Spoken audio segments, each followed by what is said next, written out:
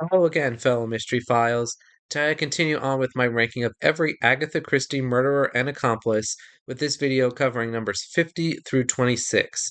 And I have to say, this portion of the list I am least confident in my decisions. These choices were tough, even tougher than those at the top of the list, which was also incredibly difficult. And as a reminder, there are spoilers ahead. It's unavoidable, but I have included chapter headings on this video so you can search through the video and skip through the books you haven't read yet to avoid spoilers.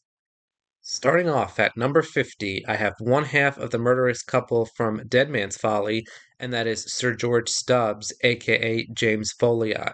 A very wicked man here with a long, somewhat vague criminal history, but in terms of him being a murderer, I think he's pretty standard. He murders Hattie almost immediately after he marries her, having already been married and still married to someone else. He murders Myrtle to cover his secret, and I think he does this in a very brutal way. I mean, burying Hattie in the woods and then building the folly over her grave and then passing his wife off as Hattie. I always found James Stubbs to possess all these qualities I look for in a murderer, but he does lack a little bit in the intelligence department, and it is somewhat implied that he's a little weak-willed, controlled more by Hattie and by his mother, although it is more subtle in the book than it is in the Poirot adaptation, and I'm only judging on the novel for this list, so Sir George comes in here at number 50. At number 49 is a person that I just simply didn't know what to do with. I think he has a lot in common with some of the lower ranked murderers, but I did decide to put him here, and that is Raleigh Claude from Taken at the Flood. Now, Raleigh is one of those ones who didn't intend to murder anyone, isn't that smart and is easily deceived. However, he does have some quote unquote redeeming qualities I look for. I think he worked on the fly much better than anyone lower on this list, and I think his deeds are more dastardly. I mean, he frames David and steals Major Porter's suicide note, and this seems to work for at least some time. He's able to extract information from other people, like Beatrice, who works at the inn. Now, I also don't think he owns being a murderer very well. I mean, he's probably the highest ranked killer who doesn't completely own what he does. Maybe there's another one or two higher, but Raleigh Club deserves to be this high, I think, despite some of the issues I have with him, so I left him here at number 49. At number 48 is Christie's very first murderer, and that is Alfred Inglethorpe from The Mysterious Affair at Styles. And Alfred is very clearly a gold digging scoundrel. I mean, everyone knows it, and he does little to hide it. I think he's a particularly ruthless man who has been planning his wife's demise for quite some time, probably before he even married her, and he has no redeeming qualities as a human being, but he is a very subtle, evil murderer. Now, I think he is largely under the influence of Evelyn Howard, whom I would consider to be the mastermind of the plot. And as you may have noticed, Evie's plan requires Alfred to take the risk and incriminate himself.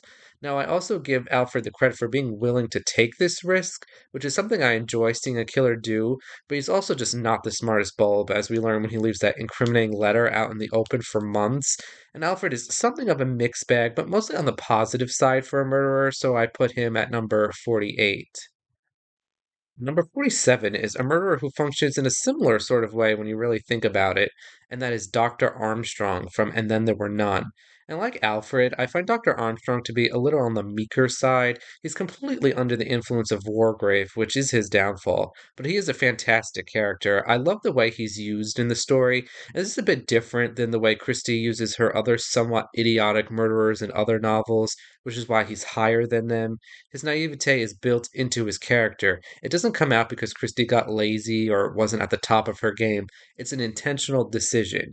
And he is the prime suspect for most of the book, which is a pretty good indicator to me that he does possess all of those traits I look for in a Christie killer.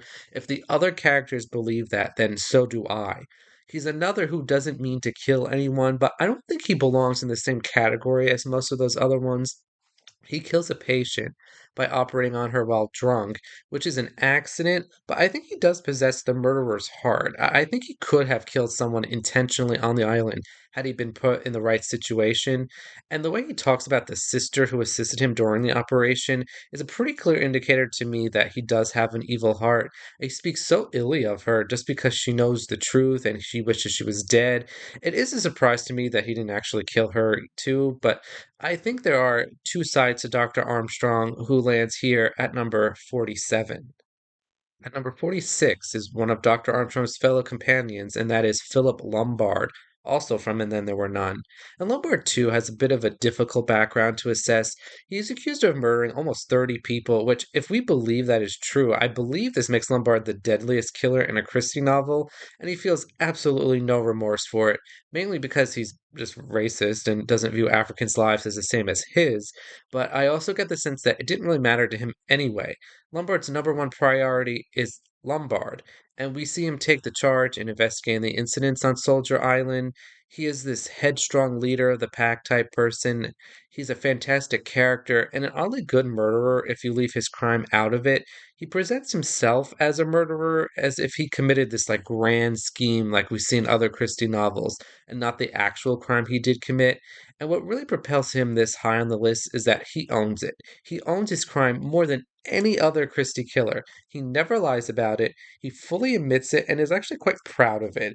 I do wish it was a different kind of crime he was proud of, one planned and calculated, but Lombard comes in at number 46, mainly because I'm not sure how well he would be able to pull off a plan had he actually proposed one in advance. At number 45 is the killer from my personal favorite Christie novel, and that is Superintendent Sugden from Hercule Poirot's Christmas. And this was tough for me because I think Sugden is one of my favorite killers, but in terms of the criteria for the list, I just couldn't put him much higher. His main flaw for me is that he is a bit underdeveloped as a character. He is more developed than the typical inspector character, and is developed enough, but he's not as fully developed as those I have above him. And this is intentional, but what makes Sugden so ruthless to me are a few things. First, he's committing this murder at Christmas time. Second, he uses his position as a police inspector to commit the murder. He betrays the public trust for very vindictive purposes. And going forward, the majority of the murders commit very personal and very vindictive crimes. And Sugden is certainly on that list. He murders his father in a very brutal manner, slitting his throat, throwing blood all over the place, stealing the diamonds, and framing other people. He tries to murder Pilar. He's very vindictive, and at the end, when he's exposed, he admits he has no regrets over this. And that is exactly what I look for in a Christie killer, but I would have liked to see him more developed to place him any higher. But Superintendent Sugden comes in here at number 45. At number 44 is the highest ranked of that murdering trio from the clocks, Miss Martindale. And to me, Miss Martindale is very clearly the strongest murderer in that book. She's the one planning the crime, she's the one executing the most brutal aspects of it, and she's the one who places herself in the safest position as well. Suspicion is not falling on her for the murder of the dead man in Miss Pebmarsh's house. Miss Martindale always struck me as such a ruthless character, but she does make one fatal mistake, and to be fair, all of these murderers make mistakes because we find them out at the end of the novel. But for me, it is a matter of just how fatal and how avoidable those mistakes were. And I think Miss Martindale makes a pretty bad one, the one where she takes that phone call that never happened, and then she's forced to kill Edna Brent as a result. And it's the murder of Edna Brent that really drags her into things and eventually exposes her. And I think most people know Miss Martindale in real life, this unpersonable, efficient, and somewhat intimidating middle-aged woman who you don't really like and like kind of freaks you out a bit. And just for that portrayal alone, I put Miss Martindale here at number 44. At number 43 is a murder that is very much discussed in the Christie fandom, and that is Clotilda Bradbury Scott from Nemesis. And I think Clotilda is a good representation of the power of love, the deadly power of love. And you can debate over exactly what kind of love Clotilda had for Verity Hunt, but there is no debate. It was simply too much.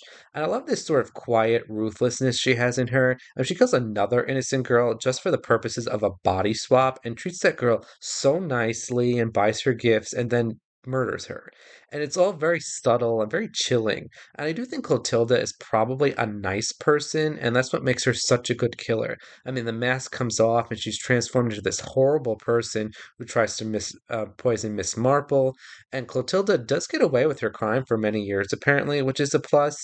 And I do think she has the same problem a few other killers I have that are ranked a little lower than her is that she isn't in the book too much, so that does leave her a little on the underdeveloped side and sort of not quite an afterthought, but she's not in the book from the beginning, like similar to like a Superintendent Sugden or like a Major Burnaby. So that just left less time for her to for us to get to know her. but I do feel like I know who she is and how she will act in situations, so I placed Clotilda Bradbury Scott here at number 43. Number 42 is probably the epitome of how the quality of the book doesn't always reflect the quality of the murderer. And here I have Robert Orwell, aka the fake Andrew Restorick from Third Girl. And actually, there's another character from this book who's even higher on the list, but Robert Orwell is truly a garbage person. I mean, his list of crimes is truly brutal. First off, I think we can surmise he may have killed the real Andrew Restorick in Africa, although Poirot doesn't say that. He then steals Restrick's identity, murders Louise so she can't reveal he isn't Andrew, and then just like drugs Norma into insanity and then frames her for the murder. It's a truly wicked plot. He also lures in David to fake those paintings and then plans his own murder. It is really a depraved individual. And I will say, I didn't put him higher because I really had to split hairs at this portion of the list. And I don't feel he really stands out in the grand scheme of things. I really don't think of him that often, however, when I think of Christie's killers, no matter how awful he is. So I left Robert Orwell here at number 42. Number 41 is a very similar character who is more calculating, and that is Ruth Lessing from Sparkling Cyanide. And her name is literally Ruthless, which is about all you need to know about her. And I will say, for someone with that name, she isn't really the most ruthless killer out there. Not that she's not evil, because she absolutely is. And she's much more cold and calculating than the likes of Robert Orwell. She uses her position as George's secretary to plan her crimes with Victor Drake, and Christie does a lot of good work of making her seem like this sexless secretary in love with her employer, but in reality, she isn't in love with George. I would have a lot of faith in Ruth to pull off any murder she plans, which is ironic because her second murder goes awry here, but that wasn't her fault. We also have her basically manipulating George into recreating the dinner so she can kill Iris, and Ruth Lessing is a very effective killer. Again, like the previous one or two, I do think she could have used a little bit more development character wise, but she's nowhere near a dud, so I have her at number 41. At number 40 is one I'm very surprised is not higher. I really thought this person would be in like the top 10 or 15, but I have her here, and that is Charlotte Blacklock from A Murder is Announced. And I love this character so much. I mean, typically, whenever Christie uses the middle aged spinster as a killer, it's a treat. It's just delightful, and Miss Blacklock is no exception. For me, I do have more issues with her than I did with the last few, but she's as high as she is because she has such high highs that I just simply had to put her above those people. I mean, she's fantastically ruthless in her plots, murdering three people, trying to murder one more, stealing money that's not hers. I mean, the list just goes on and on. And by the end of the novel, however, she just can't take it, all this murdering. She had to murder people she didn't want to, like Bunny, and she breaks down. And I do think that is a flaw, but not as a big one. But I do love killers who own their crimes, but I just don't have any doubts that Miss Blacklock would have killed anyone she wanted to. I think there is a difference between killers who can't handle what they did when they killed out of weakness and killers who can't handle their crimes they committed out of power and strength. And to me, Miss Blacklock falls into that second category. Miss Marple really hammers it in that Miss Blacklock thinks the world owes her, and that's so dangerous. And that's just a perfect encapsulation of Miss Blacklock. It explains it all. I do knock her for not having the best thought out plan. I do think her plot was a bit easy to solve, and she commits the murder in a way that really only incriminates her because she had to set up the house in a certain way. And I'm also unsure just how necessary her plot was. It didn't appear that she was actually in any real danger from Rudy Shirts, but I love Miss Blacklock anyway, so I have her at number 40. At number 39 is a killer that I had all over the place. I really struggled to place this person, and that is Franklin Clark from the ABC murders. And I was torn over him because I think his murder plans are one of the most brutal in all of Christie's works, creating this fake serial killer identity to cover up the murder he wants to commit. He murders three complete strangers for this purpose and tries to frame Cust. He's also very competent about how he goes about his crimes. They go off without a hitch. He also gets bonus points for roping in Poirot and essentially most of England's police force. He's probably the murderer whose plans are the most expansive. On paper, I think he is a top tier killer, and to be fair, most of Christie's killers are superb, and some have to be lower than others. I think he lacks something. He is attached to the sea murderer, which means we do spend quite a time away from him, so that just left less time for him to be developed. And the biggest knock for me is that I struggle to think of any like little personality trait in him that stands out. So many of Christie's murderers have those little moments that just stick with me, and Franklin Clark simply doesn't. He also makes a pretty big mistake by being recognized during the bee murder. I just don't know what to do with Franklin Clark, and I felt that number 39 was about appropriate for him. At number 38, a very notable one, and that is Simon Doyle from Death on the Nile. And straight up, Simon Doyle is an idiot. He's probably the dumbest murderer in a Christie novel, at least the dumbest who intended to commit a crime. And I love his depiction so much. I just love how Jackie has to get involved because she knows Simon is an idiot and will fail without her, even though she's not really that much help, to be honest. And I think some of you might be surprised to see Simon this high, given how low I've ranked other less intelligent killers. But Simon's stupidity is built into his character and into his plans. It is Simon Doyle. He gets caught shooting Lynette, which means they have to kill others. He puts that J on the wall of Lynette's cabin for no reason, really overdoing it, which just points in his evidence in his direction. I love the scene where he actually saves Lynette's life from the falling boulder because that wasn't part of the plan. And it's just like, you idiot. He could have gotten away with it. Without having to kill her at all. And I don't want to put Simon much higher because he is largely second fiddle to Jackie. I would have no faith in Simon being able to pull off any murder on his own, but he is such a fantastic character and really an iconic murderer. I think of Simon a lot when I think of Christie's killers. He's like instantly comes to mind. So I had put him at least this high at number 38. At number 37, again, one I thought would be higher, but she just got outclassed by so many other good ones, and that is Josephine Leonides from Crooked House.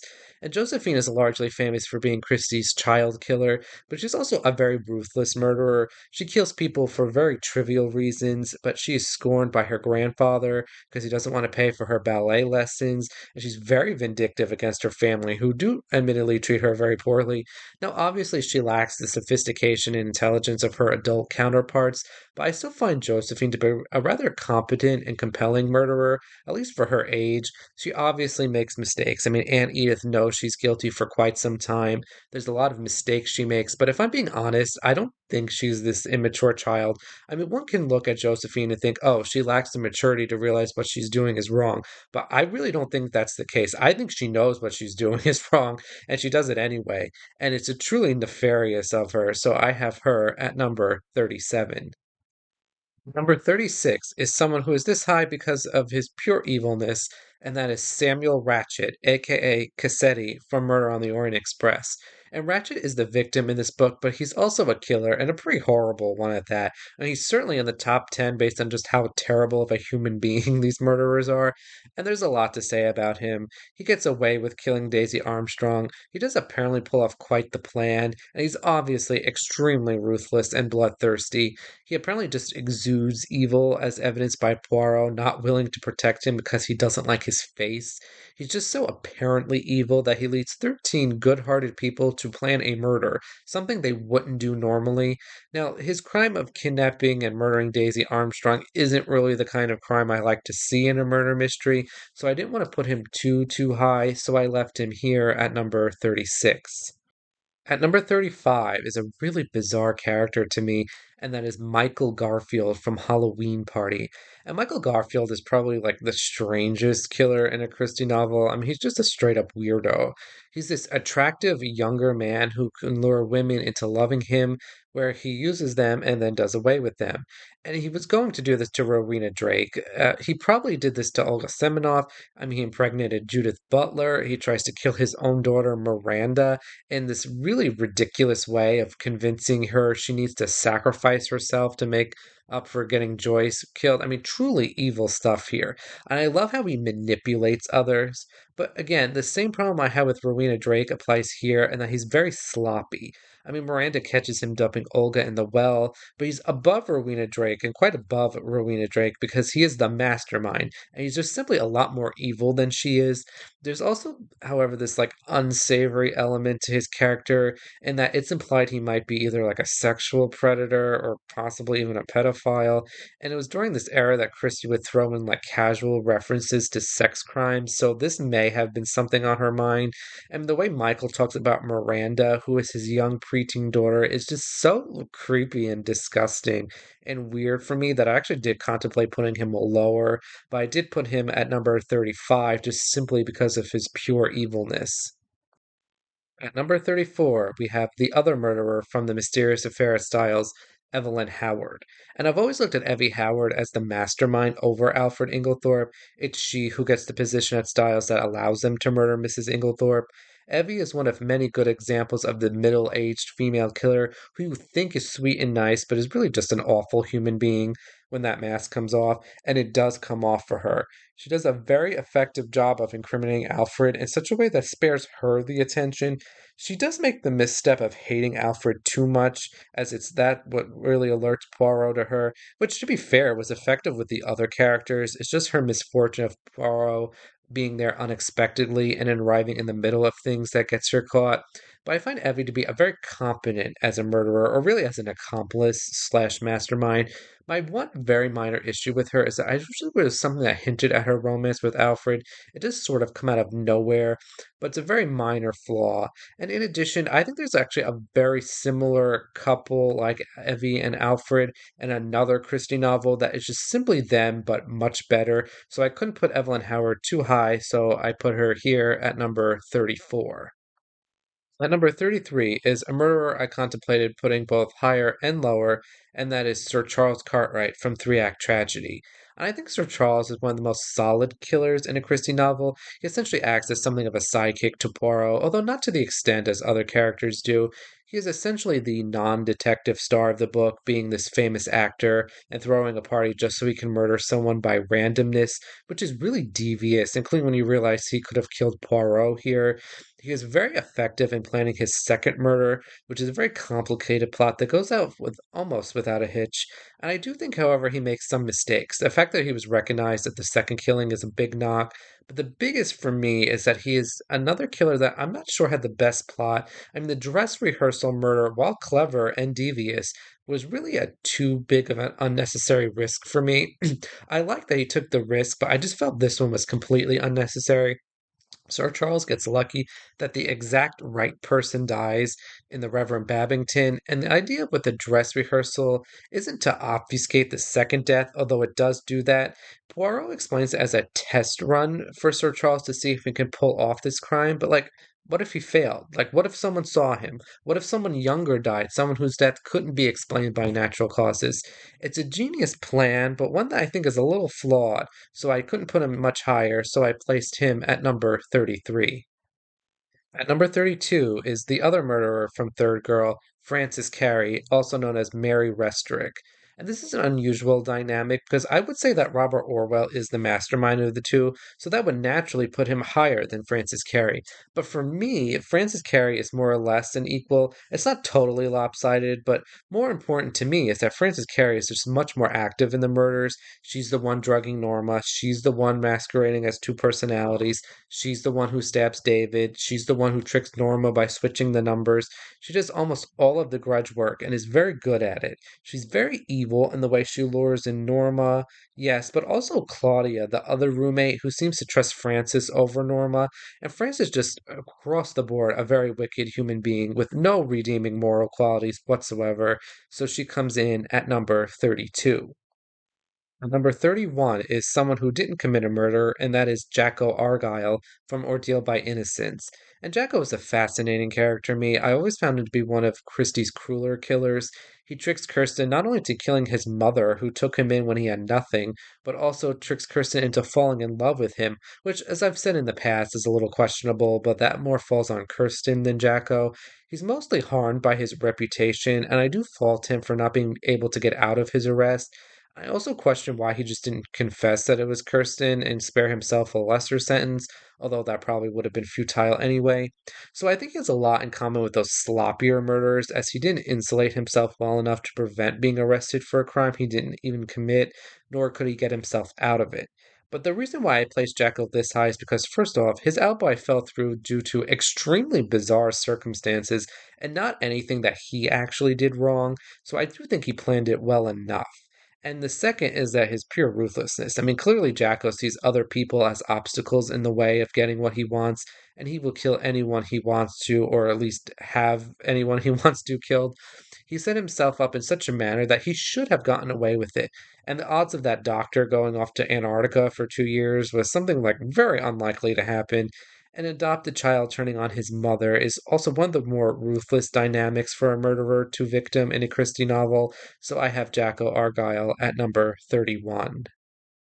At number 30 is a weird one because we don't actually know this person's real name, and that is the other murderer from Dead Man's Folly, Hattie Stubbs, who isn't really Hattie Stubbs. She's a young Italian woman who pretends to be a hitchhiker. And while I think George Stubbs is more the mastermind than Hattie is, I think Hattie is certainly more clever and more cold-blooded of the two. She is an expert at manipulation, where she has everyone fooled into thinking she is this selfish, aloof woman when she is actually cold and calculating. She does have the slight misstep over sending those cookies down to Marlene, but that was just a very small mistake, but Poirot seizes on it. And we know she was able to manipulate Mrs. Oliver into rearranging her murder hunt so it benefited her and her plans. She has everyone convinced that Etienne de Souza was a killer, and no one really doubts that based on absolutely nothing. And I think her biggest pro is that she gets away with her crime, and she strangles Marlene on her way to disappear and essentially leaves Sir George to take the blame. Now, we can assume that Sir George is arrested at the end of the novel, but they never find Hattie. No one has any idea where she went, and as of the end of the novel, she was never found. And I think she's overall a very strong killer in all the facets that I look for. So fake Hattie Stubbs comes in at number 30. At number 29, and this one hurt me so much to put this person on the list. I almost left this person off, but he is a murderer and he met all the criteria that I look for, and that is Hercule Poirot, who is a murderer in Curtain. And Poirot is different than other characters who murdered the murderer, so to speak, whom I did not include on this list, as we saw in the likes of like Crooked House or Death Comes as the End. In Curtain, Poirot serves more as an instrument for Christie to demonstrate the dangers of evil people who mislead and manipulate others. Poirot does not have a murderer's heart, but he is driven to murder to protect those around him, even strangers he does not know. He is ruthless in his desire to rid the world of evil, and we see this across his novels, but I'm only focusing on Curtain here. Poirot felt that murdering Norton is the only option for him, and he willingly does so with very little regret. He does commit suicide afterwards out of penance, not so much as of regret. And Poirot was a very different type of killer, one who pursues justice, not gain or vengeance, but one who still develops a very strong plan. And I think Christie using Poirot, of all people, to commit a murder really demonstrates the many layers of human nature and what a person will do when they need to. So, as much as it pains me to have the world's greatest detective on this list, I do have him fairly high at number 29. Number 28 is the highest ranked killer from what I would consider a true thriller novel, and that is Mrs. Sprott from NRM. And it might be strange to see her so high on this list because she's not one of like the more memorable ones, certainly the least memorable killer on the board, but I find her deception to be one of the best in Christie. She's an enemy agent M masquerading as this kindly young British mother during World War II, and she uses this disguise to conduct her espionage activities because who is going to suspect a young mother with a baby? And over the course of the novel, we find out that she's not even the mother of the baby. She either bought or perhaps kidnapped Betty to use for her own purposes. And there's this really like bloodthirsty scene where she shoots Betty's real mother while she's holding Betty. And this is what gives her away, but it also demonstrates the great lengths she will go to maintain that persona and cling to her enemy ways. I mean, she risks the life of a baby for her cause. She's truly evil at her core, and she overshadows Commander Haydock as well, to where he is supposed to be the one in charge, but Mrs. Sprott just stands out so much more in the novel, so I have her at number 28. And number 27 is yet another one I thought would be higher, but I mean, somebody has to fill these lower spots here, and that is Honoria Wainfleet from Murder is Easy. And this is another iconic middle aged spinster killer of Christie's, and Miss Wainfleet kills so many people over the course of this book, and this is one of the highest body counts in a Christie mystery, and she's so good at it. And the way she manipulates Gordon Whitfield into thinking a divine power is striking down all those who wronged him, while also incriminating him. It's just genius, and it's very in character for these kinds of ladies. I won't say she's a lady-like murderer because that's a term used to describe another character I'll talk about in the next video. But Miss Wainfleet is able to earn the trust of Luke and Bridget, which really helps her push Whitfield as the culprit. I mean, the murders she commits are on the riskier side. Some of them she's clearly the person in best position to pull it off, but is never suspected once she kills Miss Pinkerton anyway. So some of her murders are committed in a public, crowded areas. I think Miss Wainfleet takes very big risks and pulls off her plans very well and is indiscriminate in who she kills. And she's never really figured out either. And Luke does catch her trying to kill Bridget, but it's explained as him having a hunch rather than Miss Wainfleet messing up and getting caught in that way. The reason why I didn't put her higher is, and I've talked about this before, is the mental health aspect. Clearly, she has mental health issues, and I just don't think that's appropriate for a mystery novel to depict this in this sort of way. So I have Miss Wainfleet here at number 27. And at number 26, the final killer for this video is one half of a murdering duo and the first killer from a Miss Marple novel, Lawrence Redding, from Murder at the Vicarage. And this is the part of the list where I wanted to start knocking out the remaining few people who physically didn't commit the murder. Of the next seven people, and it will continue into the next video, five of them did not physically kill anyone, and I do feel that the top spots really should be reserved for the actual killer rather than an accomplice or someone who didn't physically commit the crime. And I put Lawrence Redding at the bottom of this sort of sub tier because I think he makes the most mistakes. That trick he tried to pull on Miss Marple with the rock and it being the wrong one really sealed his fate, and he should have known better as an artist to make a stupid mistake like that. And I always felt Mrs. Prothero was the mastermind here, and he was just simply the means for her to commit the murder. Lawrence sets himself up to be the obvious suspect. He plants the gun, but he does not shoot Colonel Prothero, and this is all part of the plan to clear suspicion from himself and Mrs. Prothero, and it works. Lawrence Redding is very much trusted by the women in St. Mary Mead, who all fawn over him, and he uses that to his advantage. He's a fantastic character, very full of life and deception, but of the remaining accomplices, I do feel he is the weakest. I mean, barely so. There's not a tremendous gap here, but Lawrence Redding does fall short of the top quarter of the list here at number 26. And that is it for this video. Next week I finish up with the top 25 Agatha Christie murderers and accomplices, so stay tuned for that. If you're new to the channel, make sure you like and subscribe and check out my past videos for more Christie content and videos on other authors, which many more to come. Until next time, Mystery Files.